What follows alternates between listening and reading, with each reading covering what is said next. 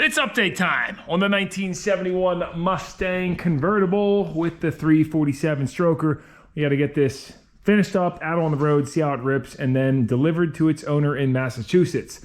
So at the end of the video, I kind of went over a list of things. There's not too much left. I started tearing in last night. The biggest obstacle is getting the clutch pedal in. This is getting the cable clutch.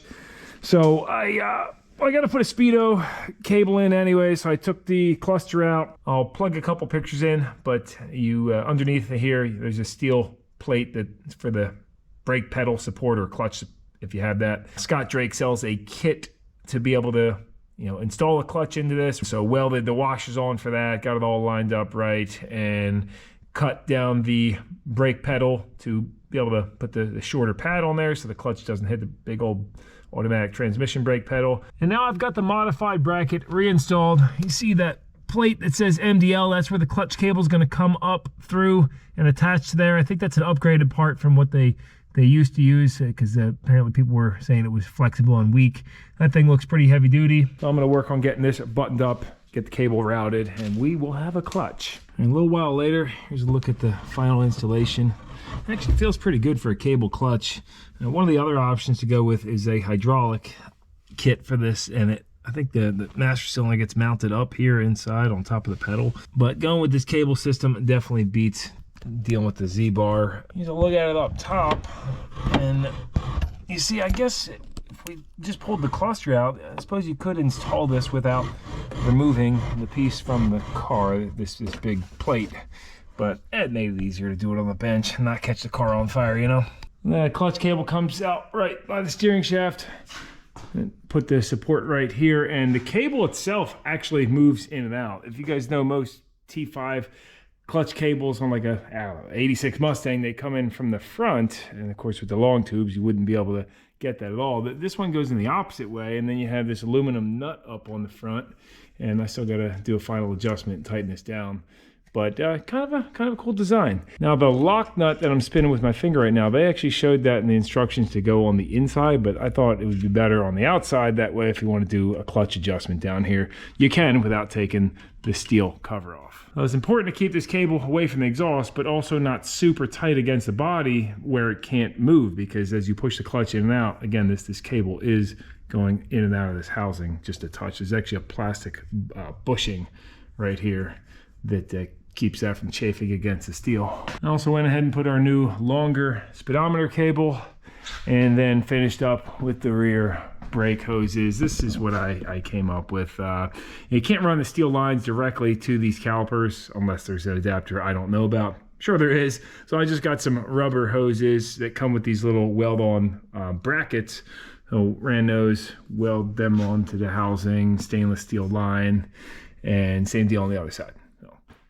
All bled out, good to go on the brakes. The next thing I gotta do is get a drive shaft made for this. So I just took the old tape measure, and with this on the ground, with the suspension preloaded, I measured from the center of this slip yoke to the center of this one, which is the face, and we got 51 inches. I have about 3/4 to 1 inch pull out on this slip yoke. That way, as the suspension moves up and down, you don't want this jamming into the transmission.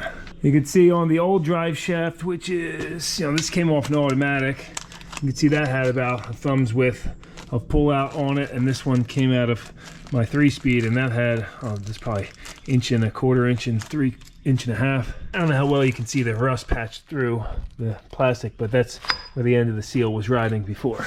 I've seen some drive shafts all the way out like this, and you can do it, but it's just going to prematurely fail or give you issues wearing out the splines and such.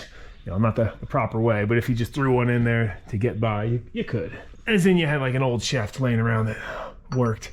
So I also took this socket, which fits perfectly in here, and took a width measurement of this U-joint to give to them. Let's go stop by the shop. And the place we're gonna bring it to is Pete's Welding. They had the quickest turnaround time, so a couple days. Pete's Welding. I got the E-boxes right up in here. Caution, danger, no customers in the work area. Okay, shaft 51 inches center to center. Now it's center here to center the other one. Yep. It's 1310 on one end. You think a couple days then, you said? Yeah, probably Wednesday or Thursday. Perfect. All right, chatting with Rich in there. He seemed very knowledgeable and nice guy. They've been in business for over 100 years. You know, old school shop, you know. Yeah. Back over here a couple days later, pick the shaft up. Like this. See this one sitting on the table. Ooh. That got paper thin. That hooks up to another drive shaft that has a center bearing on it right here. It goes into here. Yeah. You see how that twisted like that there? Now, wouldn't it give you a train of thought that if this happened while it was hooked up to that one, it could have damaged the one in front of it?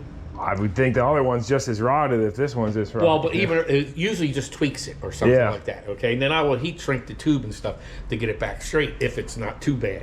Gotcha. You know, I mean, that's just the crusty It's a salt stuff. truck. Yeah, it's terrible what we deal with here. Right. Appreciate it, man. So, here's a look at the new shaft. Should be good. We'll probably hit it with some paint. It's just got the roll pipe, and he actually used a washer for the balancer. But, good enough for me.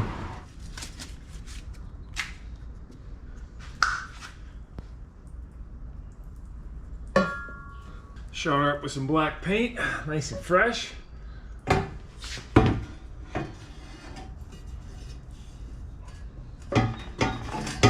thing's not in gear.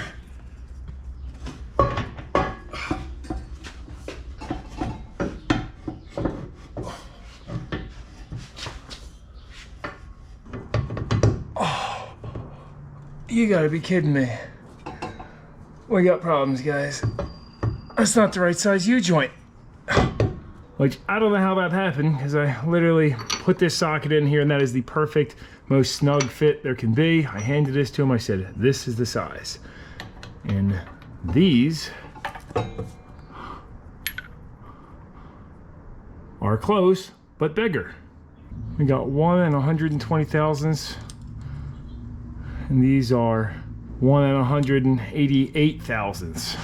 That's a big difference. Guess I should have done my due diligence to make sure exactly what this was. Figured if I brought the socket in that was the exact size, how could we go wrong? Okay, after much research, I've gotten to the bottom of this. The yoke on this Ford 9-inch takes a 1330 big cap U-joint. And what he gave me is a 1350.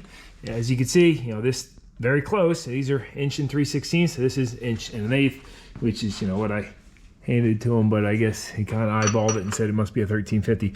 The good part is that drive shaft doesn't have to be modified. It just takes a different U-joint. 1350 to 1330 big cap U-joint is what we need.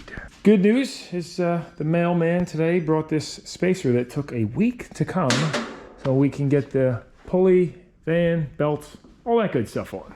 Gonna need some longer 3/8 bolts. While I have a whole drawer full of 3/8 bolts and probably the right sizes, lately I've been using my Bolt Depot kits because, well, if you want matching bolts, a set that are the right size, this is the go-to.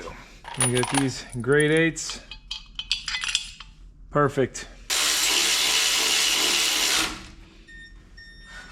Got some freshy Gates belts. They are made in USA.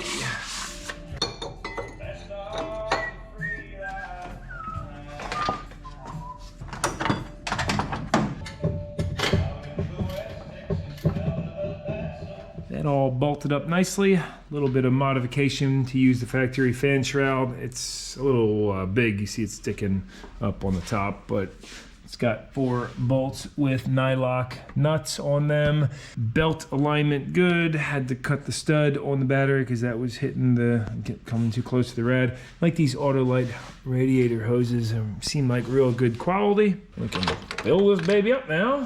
Shouldn't have any leaks. I got a new spill-free funnel courtesy of Central Jersey Tool. Sent this over to the P.O. box. Seems like pretty good quality. Thank you very much for that, man. That took over 4 gallons, and then I can leave half full. So we're ready to burp it out the rest of the way tomorrow. Pretty much just the drive shaft and the exhaust, and it's done. Got to show you guys, did get the Hurst shifter installed, and you know, it pretty much covers up his existing print here, but Carl, if you're watching this, you might need to get like a little extra plastic piece to cover it up on the sides. But yeah, nice install. Seemed like a good quality shifter. Doesn't show where it was made, so I assume overseas somewhere, but oh yeah, I like it. I stopped back over here and he actually had one in stock, so I'm gonna bang that in. Which is great because none of the parts stores had that particular U-joint in stock.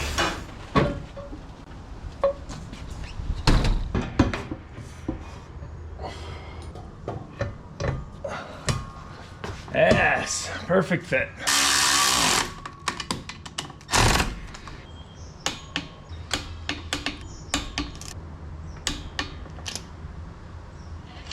Looks good, except with the exhaust now in place, it actually hits the drive shaft.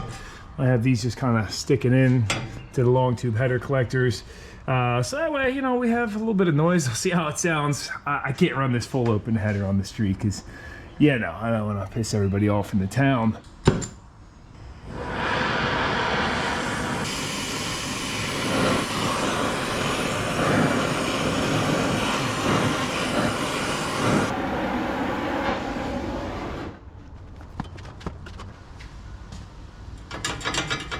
That'll do it. Plenty of clearance now. Something else I did off camera was the custom universal parking brake cable kit. So here's a look at the routing on that for in case anybody's doing one of these similar, but they bolt up to the calipers and then did some pipe hangers or whatever, cable hangers going around and joined together here. Hose nice and clean. They go into this hole and then come out on the front. This spring that I had to put in, the return spring, it's a little heavier duty than what should be in there, but the front cable was a touch tight, so I'm gonna have to get a new front cable on order and then a lighter duty spring because it kind of snaps back harder, but otherwise they were getting hung up. But yeah, that's a look at it. I drilled another hole in this bracket so that it came, because it used to come out over here and then split, but it worked pretty well. I think we're ready to start up.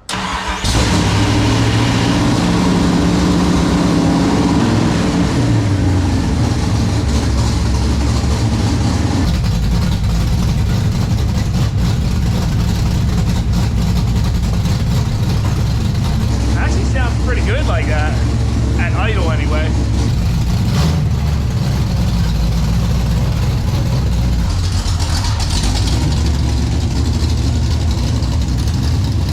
All right, got her all burped out, put it up to check for any substantial leaks, not seeing any, and I had to do a clutch adjustment, tighten this down. Really glad I put that lock nut on the outside because you can get to it without taking the cover off, which had to, the clutch was grabbing right at the bottom, so I had to tighten it down a little bit. Here we go.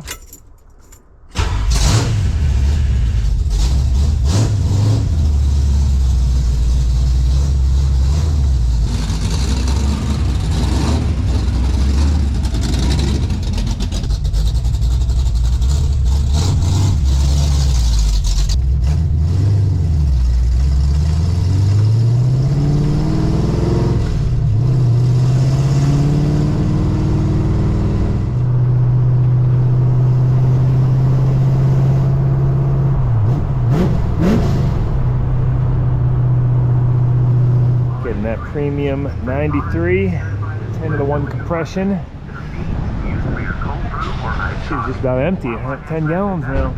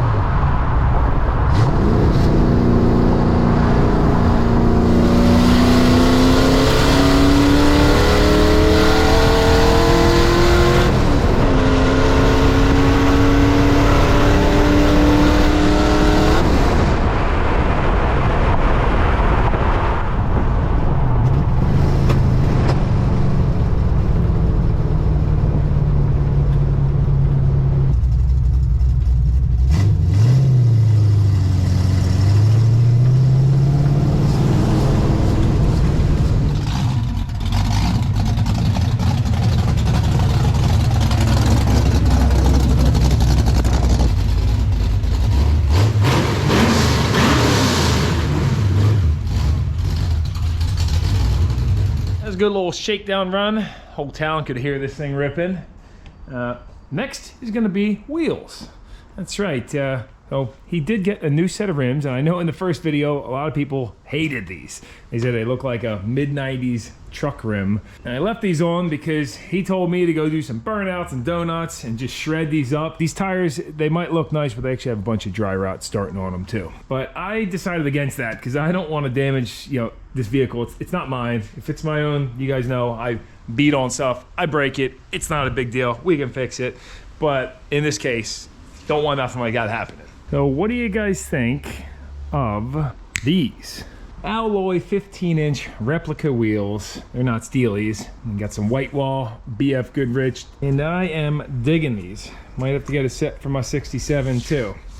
Maybe get a little bit more sidewall cleaner on there, still a touch of blue, but booyah. Well, I'm gonna say this is officially ready for its maiden voyage up to Massachusetts, about 5.5, 6 hours. But unfortunately, it is very rainy today, so I'm gonna try to wait for some better weather.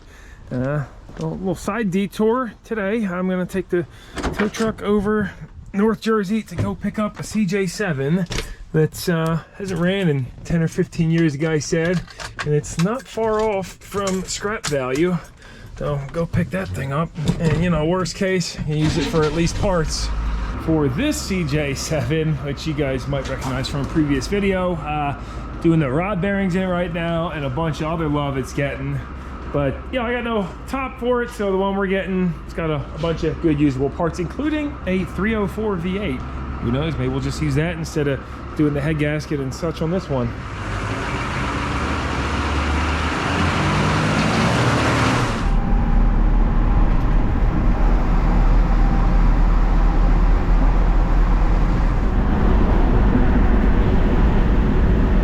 A few pictures of this Jeep in. I don't even know why I'm going to get it. Maybe I got problems, guys. I see this stuff up for sale. I'm like, oh, that's too cheap. Gotta get it. But it's got the fiberglass top. Looks like it's missing the rear glass. And you know, you got the tailgate on there, spare tire holder. Those are pieces I don't have. Those tires, I mean, those things got some meat to them.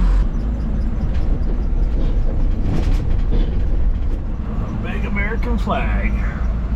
We are in Chatham, New Jersey. I think it's pronounced. Your destination is on the right. All right, here we are. So what year you said this was? 79. 79. Looks like he's got a little bit of a lift kit, huh? No. What happened is I have jack stand underneath there. Oh, I see. When I got Okay, it yeah. from the barn, this wheel was slack, so I jack it out, then I take the wheel out and you know, I freeze it. Okay. Make it spin. Do you know how long it's been sitting for when it was in the barn? Over 10 years. Was it local or where? Yeah, it's local, like 40 minutes away from here. Okay. Yes, that's missing the glass. Rust here, but I have the glass for that. got the moon roof, huh? Oh, you said you got the glass for the back? Yeah, I or? got the glass for that. Oh, cool. All right. Down because it's rusty, so I got the glass. Yeah. All right. She is crusty. The engine is good. Nice. Did you try turning it over or anything? See if it's locked up or none of that? Okay. Looks pretty clean. Look at the carburetor. It looks pretty now. It looks pretty clean. Oh, now. yeah. You see? So much rust up here, you know? It looks like somebody painted that firewall not terribly long ago, huh? Interesting. It's a factory 304. Yeah. Gotcha.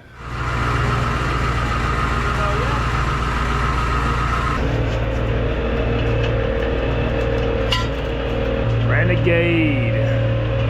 I love that paint scheme.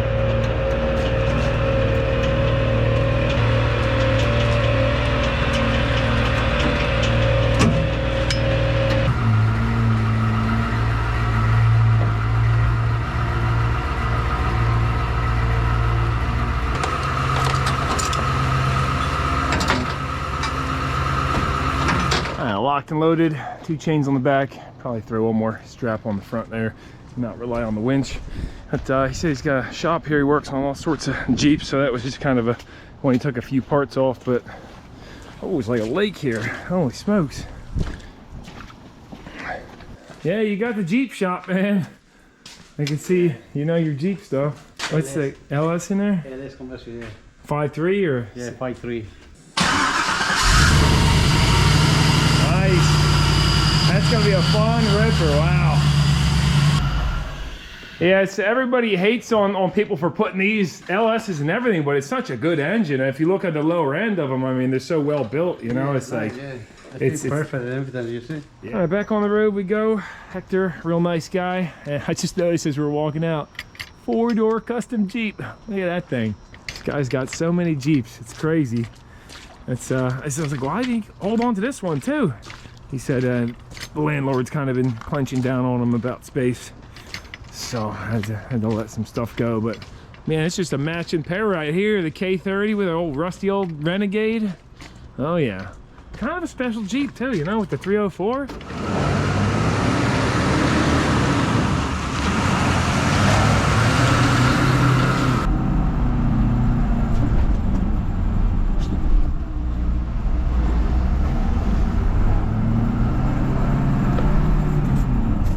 Gosh dang, guys, this 6.2 non-turbo just cruises down the highway so nicely, barreling at 65, you know, with the gear bender. And you might have noticed the 4-wheel drive light on. I definitely can't see that right now, but yes, it is in 4-wheel drive. And the hubs are unlocked up front because for some reason it won't stay in 2-wheel. So I got some kind of transfer case issue, and we gotta get that speedo cable lubed up. Listen to that thing chirping. It doesn't start chirping until you've been driving for maybe like 10-15 minutes, and it gets louder and louder and louder, and then you're like, oh man, I gotta fix that. Like, I mean, come on, if I pedal it at 75, it can cruise at no problem. On the flats, you go hitting the hills, that's not a story. Okay, actually, we're full throttle on the flat, so there it is, 74.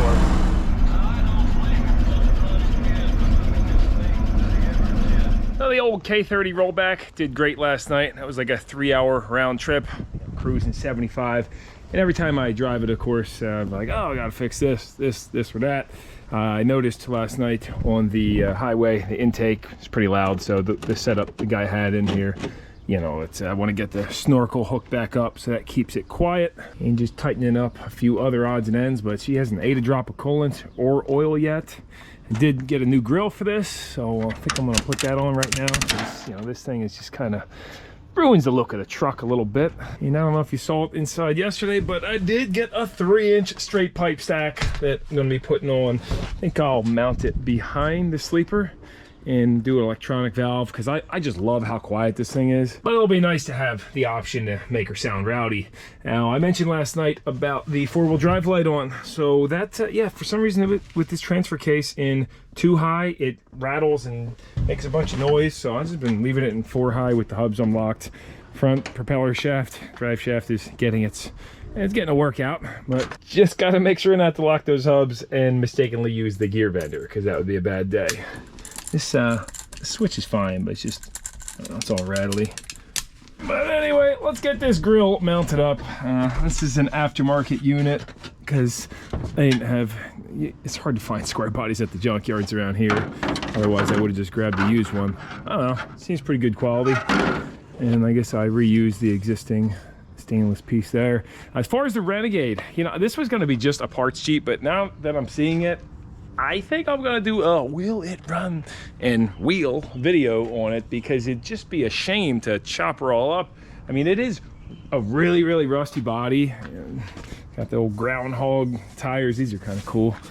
A lot of drive out on those, but it's super, super crusty. I mean, hey, if anybody wants to let someone like Dennis Collins know about this thing, I'd love to sell it to somebody whole who plans to refurbish it, because it's kind of a neat unit, you know, 79. It does deserve to be saved, but I'm gonna at least do a video on it, trying to get it running, and then probably use it for parts. No, some of you guys don't like seeing these things stripped down, but that's just the way it goes if you want to stay on top of things financially. On this intake duct, we got a couple options. I'd like to keep his PVC pipe. This is a nice fit.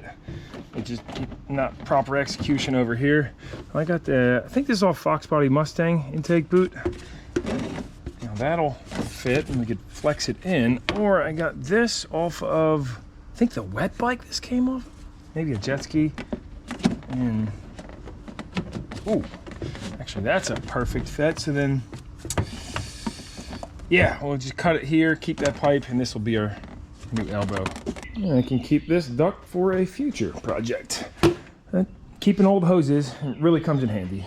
As far as the Mustang goes, just have to deliver it. I am gonna seal the exhaust up still, weld that to the collectors, because he's not ready to replace the rest of it. He's gonna do that on his own time.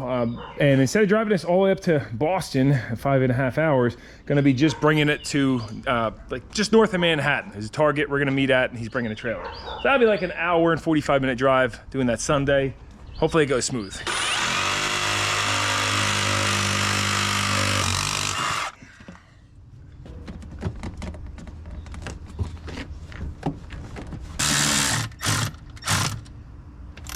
Better than new. Even got the spring steel clamp on there. It's nice.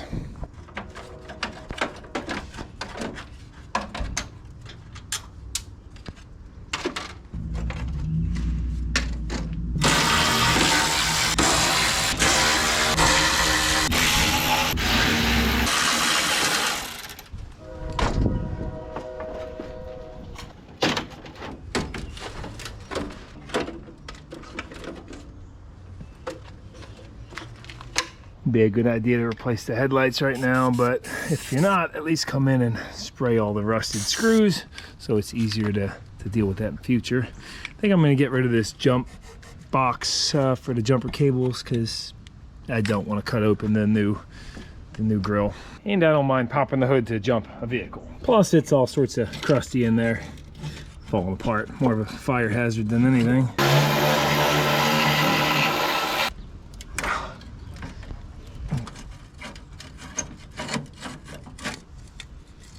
Oh my gosh, look at all the rust back there. So bad.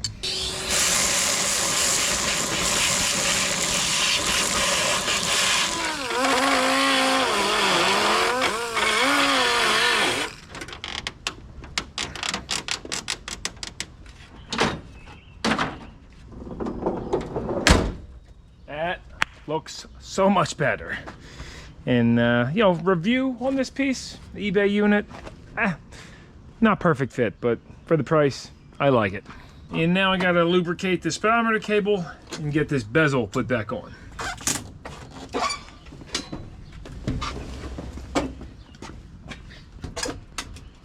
What the heck? Somebody pulled the speedometer cable like really tight.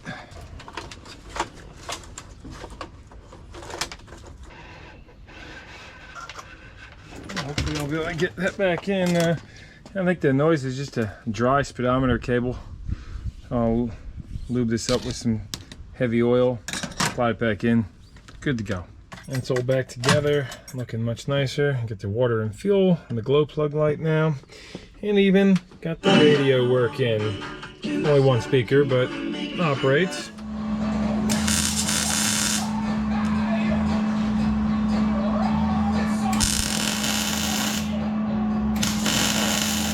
There's a big gap between these collectors, but weld came out all right. A little bit worse on that side, but should be much quieter now.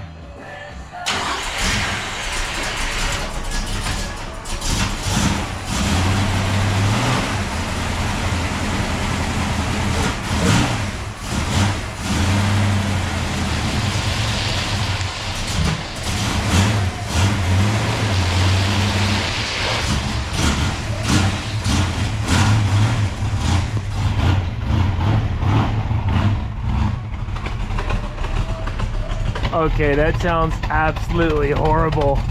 Carl, these stainless steel little restrictors gotta go. Luckily, he plans to get a new exhaust, but that sounds so much better. These things are just horrible. Little flat plates in there, like, what a restrictor. Okay, that sounds a little bit better.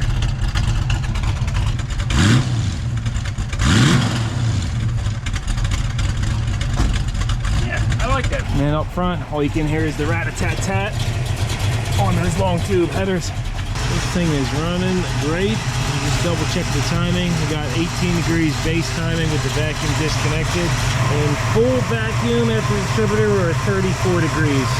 But it's not pinging, it's running really good, so I think I'll leave it right where they set it when they did their dyno run.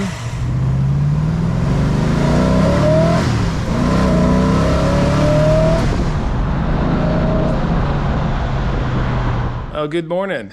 It's Sunday. Time to drive this up there. Got backpack with some tools and supplies, electric skateboard, spare parts for him. Should be good to go.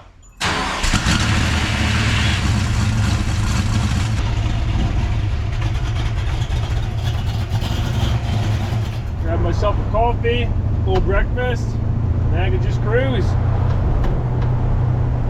Sun's peeking out, 75 degrees today. Can't beat it.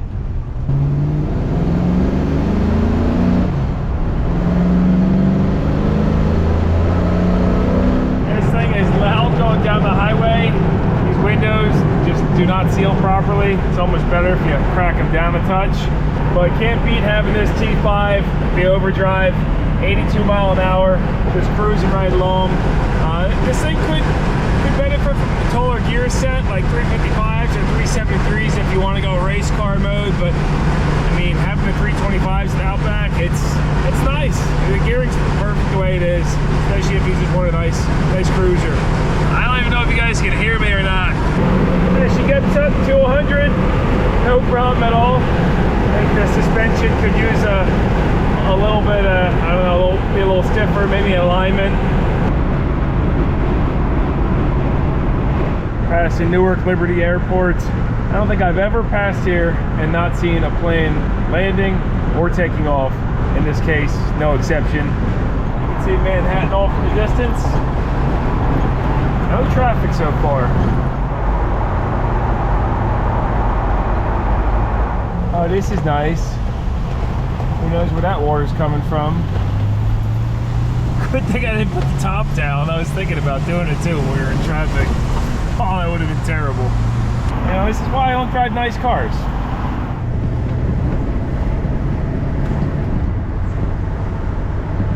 Hey, how are you? You got the Good. NNK shirt on? Nice, Yeah. man. Yeah, so here she is. What do you think? I like the wheels. Yeah, they really did make it Way look better. so much better, yeah.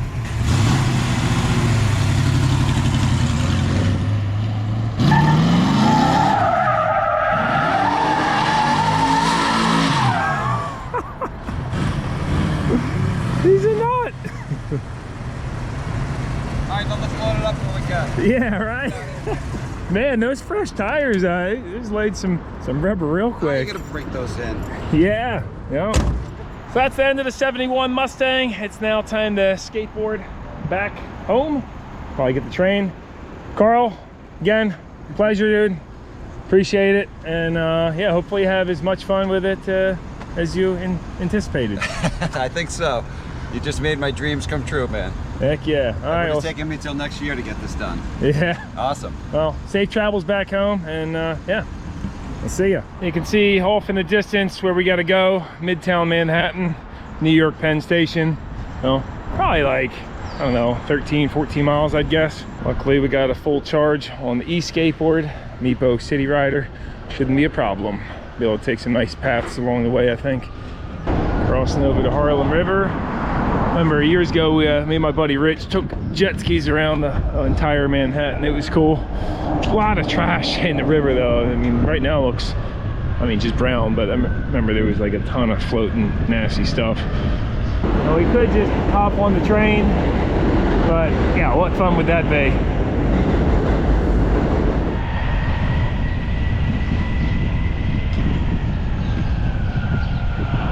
One thing I love about New York is the plentiful bike trails to take.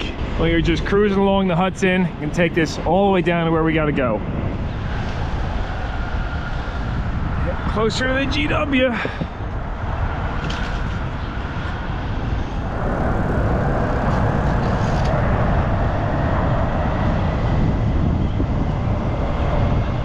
Passing by the Intrepid. Pretty cool museum if you've ever been, definitely go check it out. I've made it to Midtown, and train station's just over that way, a few blocks, but I think I'll enjoy the rest of the nice weather. A couple hours. Got a helicopter coming in here.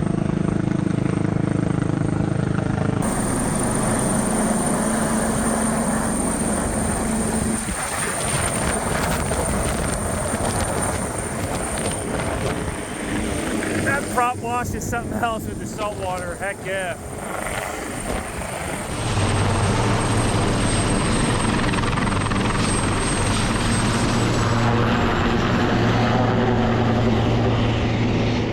It was a nice day cruising around, but it is time to catch a train back to Pennsylvania.